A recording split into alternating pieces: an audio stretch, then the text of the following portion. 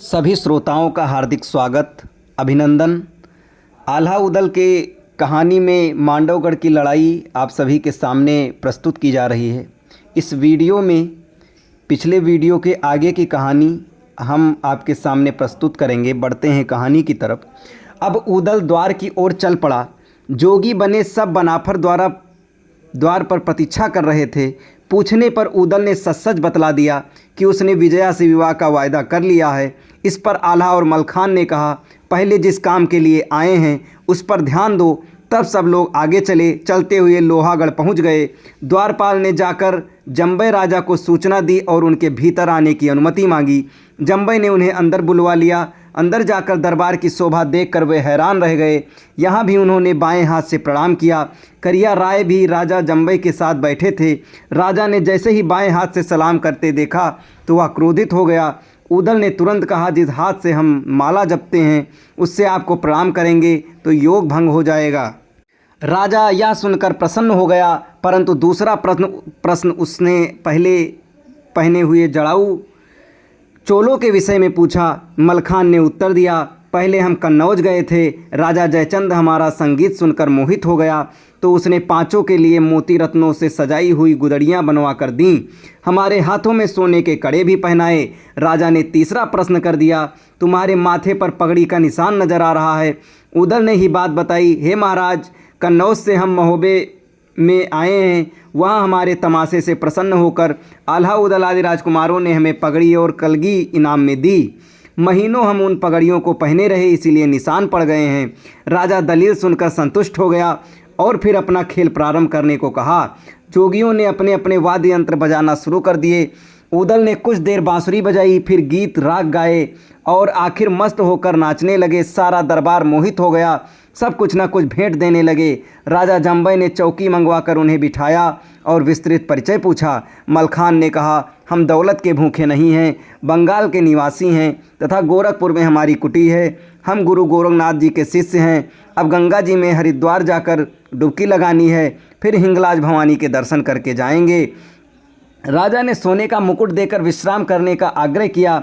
उदल ने वही जवाब दिया, बहता पानी और रमता जोगी सदा आगे बढ़ता है। आज यहाँ है तो कल और कहीं। फिर उदल बोले, हमें पता चला है कि लाखा नाम की नर्तकी आपके दरबार में है। उसके नाच की प्रशंसा हमने काशी में सुनी थी। राजा ने तुरंत संदेश भेजकर लाखा पातुर को बुलवाया। नाच फिर शुरू हुआ। जोगियों ने अपने साज बनाए। नाचते नाचते लाखा जोगियों के बहुत करीब चली गई। उदल ने रानी से प्राप्त 9 लखा हार लाखा पातुर को दे दिया। सोचा, हम उसे कहाँ लिए फिरेंगे। लाखा पातुर महोबा की है, अतः यहाँ हार सुरक्षित रहेगा। लाखा महोबे के लड़कों को पहचान गई। उन्होंने भी बता दिया कि हम पिता का बदला लेकर ही महोबा लौटेंगे। लाखा ने लाख छिपाया पर जंबई राजा को हार दिखाई पड़ गया। जोगी चल पड़े थे। अपना शक मिटाने को राजा ने करिया राय को रानी कुशल के पास हार लाने को भेजा। रानी ने पहले तो कुछ बहाना बनाया, फिर सच सच बता दिया कि उसने जोगियों के संगीत पर प्रसन्न होकर 9 लखा हार इनाम में दे दिया। जब करिया राय ने राजा जंबई को जाकर बताया तो राजा ने अपने को ठगा महसूस किया। राजा ने करिया राय से कहा, जल्दी जाकर जोगियों को पकड़ो, वे जोगी नहीं महोबा के राजकुमार हैं। करिया राय पिता की आज्ञा से जोगियों के पीछे चला। कुछ दूर जाकर उसने आवाज़ देकर उन्हें रोका और वापस चलने को कहा। उदल बोला, जहाँ से आगे बढ़ाए हम फिर लौट कर नहीं जाते। करिया राय ने तलवार खींच ली और रुकने को कहा। फिर तो उदल, मलखान, आल्हा, ढेवा चारों ने तलवारें निकाल ली। मलखान बोला, जोगियों के धोखे में न रहना, अगर एक कदम भी आगे और रखा तो जान से हाथ धो बैठोगे।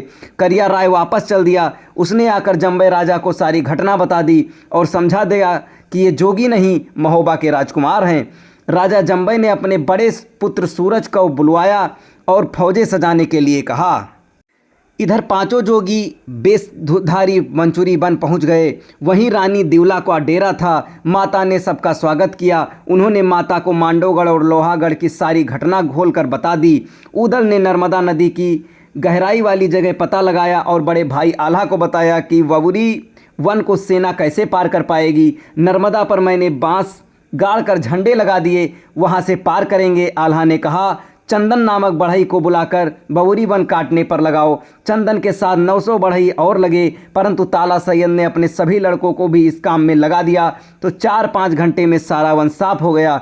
उदल के संकेत के अनुसार घास और छोटे पौधे घोड़ों के चरने के लिए छोड़ दिए गए। आल्हा को जब ये समाचार मिला तो वह बहुत प्रसन्न हुआ। जंबई के राजकुमार अनूपी अपने दरबार में बैठे थे। टोडरमल भी उनके दाहिने हाथ विराजमान थे। तभी एक हरकर दौड़ा हुआ आया और सीधे अनूपी के सामने जा पहुंचा। उसने कहा, महाराज, महोबा की सेना आ रही है। उसने सारा बबूरी वन काट डाला है। अनूपी तनकर खड़े हो गए और तुरंत अपनी सेना को तैयार होने के आदेश दिया। जितने प्रकार की तोपें उनके पास थीं उन्हें साफ करके तैयार किया गया। हाथियों के हौदे सजाए गए। घोड़े काले सफ़ेद लंबे ऊंचे, चितुला, नकुला, सब्जा, कुब्जा, तनखा, अरबी सब सजवाए गए। टोंडरपुर से सारी सेना सज धज कर चल पड़ी। सैनिक तो युद्ध वस्त्र पहनकर चले ही, स्वयं अनूपी ने ही हरी वर्दी पहन ली, ऊपर कवच सहित एक अचकन पहनी जिसमें हथियार गड़ते ही नहीं। दोनों ओर कमर पर 2 पिस्तौल लगा दी गई। बाईं ओर ढाल और धाई से तलवार लटकाई गई। फिर वह सुरखा लाल घोड़े पर सवार हुई, तब समरभूमि की ओर चल पड़े। इसके आगे की कहानी आपको अगले वीडियो में बताई जाएगी। तब तक के लिए सभी का धन्यवाद।